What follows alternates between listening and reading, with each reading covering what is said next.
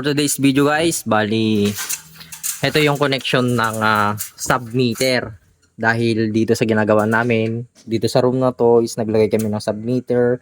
May sarili siyang circuit breaker panel, then also ito yung kanyang submeter.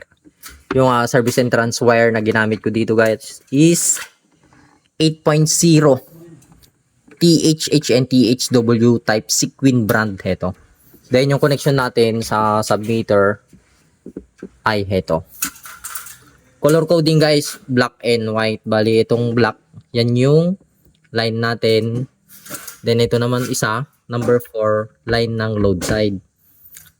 Ang connection ng submeter guys is meron siyang numbering. 1, 2, 3, then 4. Ibig sabihin ng 1 guys, ito yung galing kay service provider. Line natin ito. Then itong number 2, ito yung neutral natin galing kay service provider.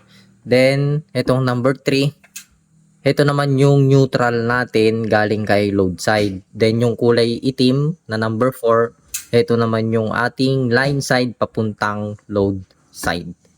Ito yung kanyang submeter connection. Ganyan lang kasimple. Hindi pa siya energized guys dahil hindi pa namin ito na-tap. Bali, sabay-sabay nandun yung aming tapping.